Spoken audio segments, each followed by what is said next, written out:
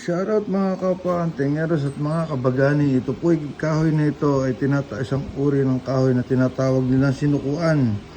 Makikita po ito sa kabundukan ng Pampanga sa Bundok Arayat, na makikita nyo punong ito bukod tanging nag-iisa na mga nakapaligid ay mga tuyo na. Pati yung mga bagin na gumapang sa punong ito ay namatay.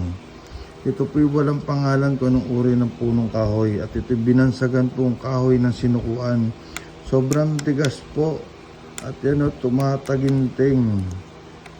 Ayan ang kahoy na sinukuan. Ito po'y kinakargahan ng ibang antingero ng orasyon, pampalambot ng matigas na loob, pampaamok, pampaakit, at ginagamit din po nila to sa mga politika, yung mga politika sa pakikisalamuha para maging mabait sa kanila yung mga tao, mahusay sa pakikipag-usap.